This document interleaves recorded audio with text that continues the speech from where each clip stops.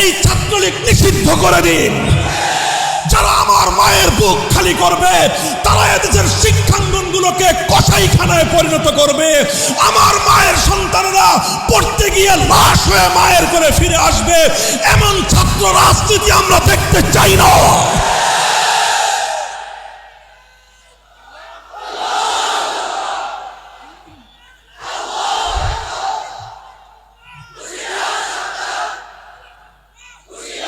সংগ্রামী সাথী ও বন্ধুগণ, জানি এই কথাগুলো হজম করা বড় কঠিন আপনাদের জন্য, জানি এই কথাগুলো বলবার দায়ে আমাদেরকে অভিযোগের কাঠগড়ায় দাঁড়িয়ে যেতে হবে। কিন্তু একবার চিন্তা করুন সেই সন্তানহারা মায়ের কথা, একবার চিন্তা করুন যারা এভাবে টর্চার সেল তৈরি করেছে। বুয়েটের মধ্যে টর্চার সেল তৈরি হয়, সেই টর্চার সেলে ছাত্ররা ছাত্রদেরকে ধরে এনে পেটায়। এর চেয়ে বড় জাহেলিয়াত আর কি হতে পারে? আবু জাহাল, আবু লাহাব, উতবা, সাইবারা টর্চার সেল তৈরি করেনি, ওরা প্রকাশ্যে পেটাতো। আর আজ স্বাধীন বাংলার মানবিক এই বাংলায় এই সকল দৃশ্য আমাদেরকে বুয়েটে দেখতে হয়, যেখানে মেধার বিকাশ ঘটে। দেশের সেরা মেধাবীরা যে শিক্ষা প্রতিষ্ঠানে পড়ে, সেখানকার অবস্থা যদি এই হয়, তাহলে ঢাকা বিশ্ববিদ্যালয়, জাহাঙ্গীরনগর, তারপরে চট্টগ্রাম, রাজশাহী, খুলনা সহ সারা দেশের বিশ্ববিদ্যালয়গুলোর অবস্থা আরো কতটা ভয়াবহ, এখান থেকে তার কিঞ্চিত পরিমাণ অনুমান করা যায়। আজকে বলা হচ্ছে আবরার ফাহাদ শিবির করত। কি অপরাধ আবরার ফাহাদের? কি পেয়েছো তোমরা শিবিরের? আবরার ফাহাদকে নিয়মিত নামাজ পড়তে দেখা গিয়েছে। আবরার ফাহাদ বাংলাদেশের স্বার্থ রক্ষা করে, বাংলাদেশের স্বার্থ জলাঞ্জলি দিয়ে, ভারতের স্বার্থকে রক্ষা করে জাতীয়ভাবে যেই চুক্তিগুলো স্বাক্ষর করা হয়েছে, একজন সচেতন ছাত্র হিসেবে দেশের অধিকারের পক্ষে বলিষ্ঠ হাতে সে কলাম লিখেছে।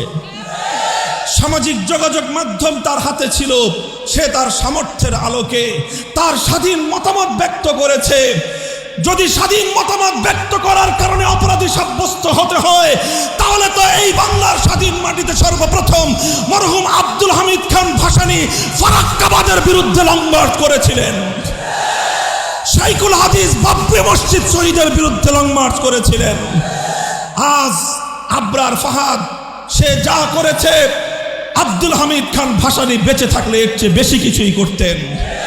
শাইখুল হাদিসরা বেঁচে থাকলে যারা এরকম বরাকবাদের বিরুদ্ধে লং মার্চ করেছিলেন, তারা আজকে ফেনী নদীর পানি একতরফাভাবে ভারতকে দেওয়ার বিরুদ্ধেও হুঙ্কার ছাড়তেন, লং মার্চ করতেন। আজ আমাদের সে সকল মরহুম জাতীয় নেতৃবৃন্দ নেই। তরুণ আবরার ফাহাদ অন্যায়ের প্রতিবাদ করলো, দেশের পক্ষে কথা বলল, মাতৃভূমিকে ভালোবাসলো। অবস্থা অনেকটাই এমন, আজ বাংলাদেশকে ভালোবাসাই সবচেয়ে বড় অপরাধে পরিণত হয়েছে। দেশের স্বার্থে কথা বলবেন, পিটিয়ে মারবে, অভিযোগ করবার কোনো জায়গা নাই। সংগ্রামী সাথী ও বন্ধুগণ, আমার কথা হলো এভাবেই অন্যায়, অবিচার, জুলুম, শোষণ, দুর্নীতি, জনগণের সম্পদ লুণ্ঠন ফিরিস্তি কয়টার দিব? কয়টার কথা বলবো? তানহামা দাগ দাগ সুদ, পুম্বা কুজা কুজা নেহাদ, সারা শরীর ক্ষত বিক্ষত, মলম আর পট্টি আমি কয়খানে লাগাবো? এভাবেই চলবে। মুসলমানদের জনপদ, মুসলমানদের দেশ যতদিন পর্যন্ত কোরআন সুন্নাহ খেলাফতে রাশেদার শাসনের দিকে ফিরে না যাবে, গণতন্ত্র দিয়ে মুক্তি আসবে না, সমাজতন্ত্র দিয়ে জনগণের অধিকার প্রতিষ্ঠা হবে না, কোন তন্ত্রমন্ত্র জাতির মুক্তি আনতে পারবে না। তাই হে তাওহীদি জনতা, মুসলমান, ঈমানকে ভালোবাসো, আল্লাহর কোরআনকে ভালোবাসো, আল্লাহর নবীর সুন্নাহকে ভালোবাসো, খেলাফতে রাশেদার আদর্শকে ভালোবেসে আসো। শপথ নেই আমার এই সোনার বাংলা থেকে সব অপশাসন, সমস্ত অন্যায়, অবিচার এগুলোকে দূরীভূত করে আমার মাতৃভূমিটাকে আমি শান্তির ফুল বাগানে পরিণত করব। মুহতারাম হাজিরিন, আমি আবার কোরআনের সেই আয়াতের দিকে পুনরাবৃত্তি করছি। ইজা আরাদনা আন নুহলিকা কারিয়াতান আমারনা মুতরাফিহা ফাফাসাকু ফিহা ফাহাক্কা আলাইহাল কওল। যখন এভাবেই নবীর বিরুদ্ধে কটূক্তি হয় ব্রাহ্মণবাড়িয়ায়, যখন এভাবেই নবীর বিরুদ্ধে কটূক্তি হয় বোরহানউদ্দিনে, যখন এভাবেই আবরার ফাহাদরা নিহত হয় বুয়েটের মাটিতে, যখন এভাবেই নুসরাতরা নিহত হয় এই বাংলার জনপদে, যখন এভাবেই ফেলানিরা ঝুলে থাকে আমার সীমান্তের কাঁটাতারে, একটার পর একটা যখন এভাবে অন্যায় ঘটতে থাকে, তার প্রতিবাদ হয় না, তার প্রতিকার হয় না, তখন সর্বশেষ আসমান থেকে খোদার গজব নেমে আসে। আজ আমরা চাই মাতৃভূমিকে ভালোবাসি বলেই, দেশটাকে ভালোবাসি বলেই, দেশপ্রেম নিয়ে, জাতির প্রেম নিয়ে, স্বাধীনতার অতন্দ্র প্রহরী হিসেবে নতুন প্রজন্মকে নিয়ে আজ দেশ জাতি স্বাধীনতা রক্ষা করবার জন্য দুর্বার আন্দোলন গড়ে তুলতে চাই। সেই আন্দোলনের ঠিকানার নাম বাংলাদেশ খেলাফত যুব মজলিস। বাংলাদেশ খেলাফত যুব মজলিস সম্পর্কে আমার পূর্বতন দায়িত্বশীলরা সংক্ষিপ্ত কিছু বলেছেন।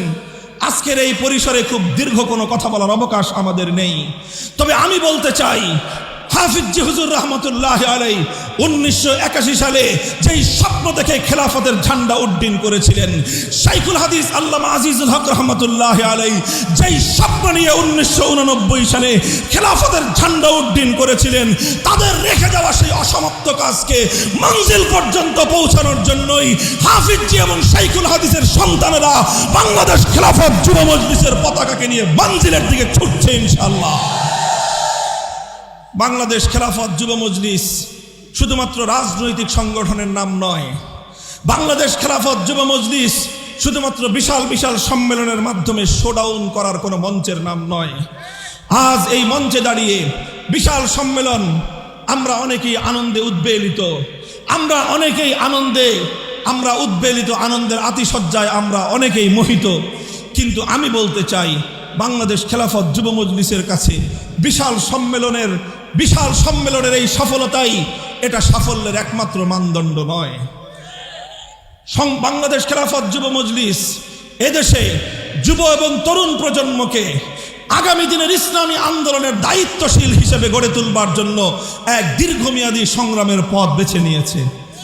যেই সংগ্রামের পথে তোমাকে কখনো রাতের অন্ধকারে আল্লাহর দরবারে দাঁড়িয়ে তাহাজ্জুদের জায়নামাজে চোখের পানি ছাড়তে হবে, যেই সংগ্রামের পথে তোমাকে প্রতিনিয়ত নিজের আমলকে পরিশুদ্ধ করার মাধ্যমে, মানুষের জনসেবার মাধ্যমে তোমাকে আল্লাহর একজন মুমিন খালেস বান্দা হিসেবে, নবীর সাচ্চা সুন্নতের অনুসারী একজন উম্মত হিসেবে গড়ে তুলে তিল তিল করে তোমাকে ইসলামী আন্দোলনের কর্মী হিসেবে তোমাকে গড়ে তুলতে হবে। আমাদের নিয়মিত কর্মসূচিগুলো রয়েছে। আজ এই সম্মেলনে যেভাবে আমাদের জ্বালাময়ী বক্তব্য শুনবার জন্য তোমরা বিপুল পরিমাণে জড়ো হয়েছ, এই জড়ো হওয়ার চেয়েও আরো অনেক বেশি আনন্দিত আমরা হব, আরো অনেক বেশি সাফল্য আমরা পাব যদি এর কিয়দংশ অন্তত আমাদের তরবিয়তি সফরে 3 দিনের জন্য আল্লাহর রাস্তায় গিয়ে নিজেদেরকে আল্লাহর দ্বীনের সৈনিক হিসেবে গড়ে তুলবার জন্য জীবনের সময় লাগানোর জন্য যদি প্রস্তুত হয়, আমরা আরো আনন্দিত হব, আমরা আরো সাফল্য খুঁজে পাব।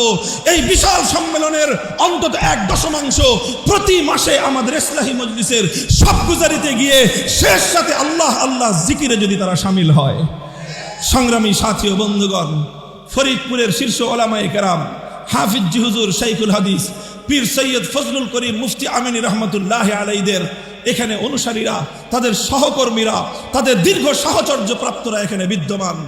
তাদের কাছে আমরা বিনীত অনুরোধ করছি, আপনারা শুধুমাত্র বাংলাদেশ খেলাফত যুব মজলিসকে বাহবা দিবেন না, আপনারা শুধুমাত্র বাংলাদেশ খেলাফত যুব মজলিসকে সমর্থন দেবেন না।